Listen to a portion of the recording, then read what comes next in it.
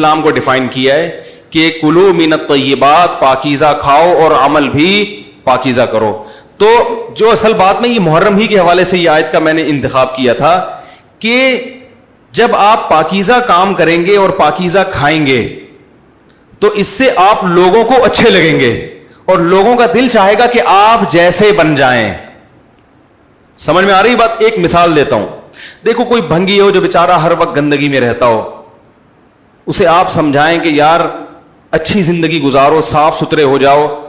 آپ نے کسی دن اس کو نہلا دیا, بہترین کپڑے ڈیٹول سے نہلایا, سروس کروائی, کیونکہ ظاہر ہے وہ اتنے دنوں سے ایک کام کر رہا ہے تو وہ سروس کے بغیر دھلے گا نہیں.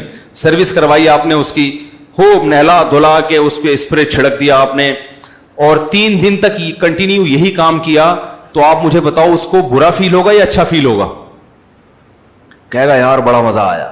اس کے دل میں اپنے کام سے نفرت پیدا ہونا شروع ہو جائے گی. تو اچھی چیز میں, اچھی طہارت میں, پاکی میں اللہ نے اٹریکشن رکھی ہے. جیسے صاف ستھرا آدمی اچھا لگتا ہے, گندا اچھا لگتا ہے؟ صاف ستھرا اچھا لگتا ہے.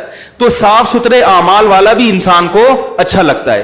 تو اللہ تعالیٰ نے اسلام کو جو ڈیفائن کیا 2 لفظوں میں, اچھا کھاؤ اور عمل اچھا کرو. کیا مطلب؟ ایسا کام کرو کہ غیر مسلم تمہاری طرف مائل ہوں کہ یار یہ بڑے اچھے ہیں. تو کوئی ایسی رسم اسلام میں جس کو دیکھ کر وحشت ہوتی ہو, اس کا مطلب ہے وہ اسلام, بولو بھائی, نہیں ہے. کوئی بھی آپ ایسا عمل کر رہے ہیں, لیبل اسلام کا لگا رہے ہیں, مگر اسے دیکھ کر غیر مسلم کو گھنٹوں گھنٹوں سمجھانا پڑتا ہے یہ کیوں ہو رہا ہے, اس کا مطلب ہے کہ یہ اسلام, بولو نا بھائی, نہیں ہے. تو آپ مجھے بتاؤ محرم میں جو کچھ ہو رہا ہے, کیا یہ غیر مسلم کو اسلام کی طرف مائل کرے گا؟ یہ عمل ہے بھائی؟ یعنی کوئی غیر مسلم اسے دیکھ کے مسلمان ہوگا کہ یار ماشاءاللہ بڑا زبردست اسلام ہے؟ افسوس ہمیں اس پر ہے کہ دیکھو جن کا مسلک ہے, جن کا فقہ ہے, وہ جو کچھ کر رہے ہیں انہیں کرنے دو.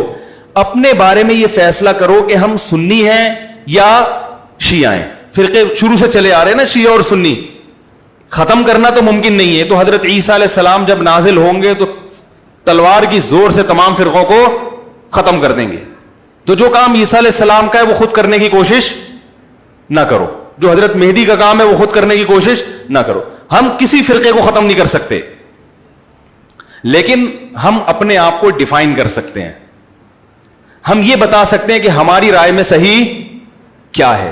تو میرے بھائی, نبی صلی اللہ علیہ وسلم نے فرمایا 73 فرقوں میں سے ایک جنتی ہے.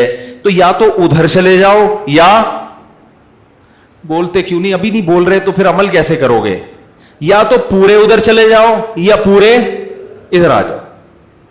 مجھے خدا کی قسم اس پر کوئی اشکال نہیں ہوتا کہ شیعہ لوگ ماتم کیوں کر رہے ہیں, شیعہ لوگ یہ سب کچھ کیوں کر رہے ہیں, وہ جو ہے وہ مرثیے کیوں پڑھ رہے ہیں. مجھے اس پر اشکال نہیں ہوتا. ان کے دلائل ہوں گے ان کے پاس, ان کے علماء ان کو بتاتے ہیں.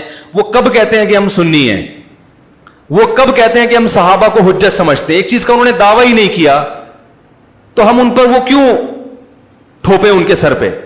لیکن میں آپ کی بات کر رہا ہوں, میں ان لوگوں کی بات کر رہا ہوں جو اپنے آپ کو سنی کہتے ہیں. تو بھائی پھر سنی ہو تو جو اہل سنت والجماعت کے جو چاروں مکاتب فکر ہیں, حنفی, مالکی, شافعی, حنبلی, اہل سنت کے ہیں نا, ان کی کتابوں میں کہیں بھی اس طرح کی کوئی چیز, بولو بھائی, نہیں ہے. ماتم کرنا اہل سنت کے ہاں جائز نہیں ہے. نبی صلی اللہ علیہ وسلم نے میت پر چیخو پکار کرنے کو حرام قرار دیا ہے.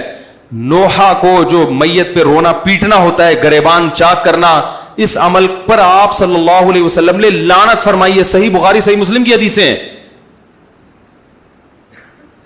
حضرت جعفر طیار رضی اللہ تعالی عنہ نبی کے سگے چچا زاد بھائی میدان جنگ میں شہید ہوئے. 4 بیویاں بیوہ ہوئی ہیں, چھوٹے چھوٹے بچے یتیم ہو گئے. آپ نے ان کی بیویوں کو زور سے رونے کی اجازت نہیں دی. اتنا غضبناک ہوئے, جب وہ باز نہیں آئے آپ نے فرمایا ان کے منہ پہ خاک پھینک دو. حالانکہ بیوہ ہوئی ہیں, قابل ترس ہیں, لیکن چیخ کے رونے کی اجازت حالانکہ وہ تو اہل بیت میں سے تھے. حضرت جعفر طیار ظلمن شہید ہوئے تھے. ہماری نظر میں حضرت حسین رضی اللہ تعالی عنہ کا قتل کربلا میں یہ تاریخ کا بدترین ظلم, اس لیے بدترین ظلم کہ آپ غیر مسلموں کے ہاتھوں شہید نہیں ہوئے, بلکہ ان لوگوں کے ہاتھوں شہید ہوئے جو اپنے آپ کو مسلمان کہتے تھے, اور مسلمانوں کی قیادت اس وقت ان کے ہاتھ میں تھی, حکومت ان کے ہاتھ میں تھی. لیکن اس ظلم پہ اہل سنت والجماعت کے ہاں جو سنی ہیں ان کے چاروں مکاتب فکر کے ہاں نہ رونے پیٹنے کی اجازت, نہ نوحہ کرنے کی اجازت, اور نہ میرے بھائی ماتم کرنے کی اجازت. میرے بھائی آپ لوگ اللہ کا واسطہ محرم میں مرثیے نہ لگائیں. ہر گاڑی میں کوئی نوحہ چل رہا ہے, کوئی شیعہ ہے تو ٹھیک ہے وہ کرے, سنیوں پہ یہ کام زیب نہیں دیتا, کیونکہ یہ منافقت ہے. پتہ ہی نہیں چل رہا آپ ادھر ہو یا آپ ادھر ہو, آپ کا مسلک کہیں نہیں پتا چل رہا. ہمیں ایک مسلک کو فالو کرو. ہمارے ہاں محرم منحوس مہینہ نہیں ہے, ہمارے ہاں محترم مہینہ ہے, مبارک مہینہ ہے. امہات المومنین میں سے بعض کی اس مہینے میں شادی ہوئی ہے.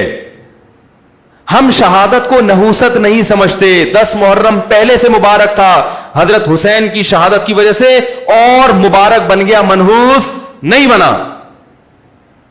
شہادت مبارک عمل ہے, منحوس نہیں ہے. ہم اس مہینے میں کالے کپڑے نہیں پہنیں گے, ہم اس مہینے میں خوشیاں منانے کو جائز سمجھتے ہیں.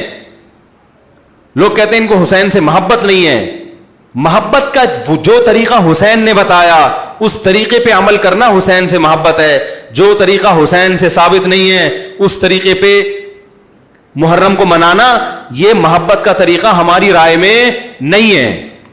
سمجھ میں آ رہی ہے بات کہ نہیں آ رہی ہے؟ اور ایک میں وضاحت کر کے بیان کو ختم کروں. بھائی یہ کوشش کریں گے نا اس کی, محرم نہ منحوس مہینہ ہے, نہ اس میں بلائیں نازل ہوتی ہیں, اس میں خوشیاں منانا بھی جائز ہے, اس میں نکاح کرنا شادی کرنا بھی درست ہے. یہ جو مشہور ہے محرم کی شادی ناکام ہوتی ہے 100% غلط ہے. جو شیعہ حضرات ہیں وہ بچیں اس سے. ہمارے ہاں یہ بالکل اس کی اجازت ہے, آپ محرم میں نکاح بھی کریں, محرم میں آپ اپنے بچوں کا عقیقہ بھی کریں, آپ اس جو ہے جو بھی خوشیاں ہیں آپ اس کی کریں, تاکہ اسلام کا جو رخ ہے نا, اسلام میں کوئی مہینہ منحوس نہیں ہے, تاکہ غیر مسلموں کے سامنے کم از کم ہماری طرف سے جو اسلام پیش ہو وہ یہ والا ہو, ان کی طرف سے وہ والا ہو. غیر مسلم کے پاس آپشن ہو کہ بھائی دیکھ لو ان میں جو اچھا لگتا ہے وہ والا اسلام آپ فالو کر لو, لیکن آپ بھی ویسے ہی بن گئے تو پھر اسلام کا ایک رخ جائے گا ان کے سامنے.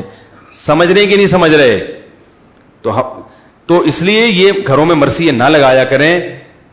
میتوں پہ نوحہ کرنا, غم منانا ہماری شریعت میں پسندیدہ. 3 دن تک تعزیت ہے بس, اس کے بعد نہیں. اور عورت کے لیے شوہر کے مرنے پر 4 مہینے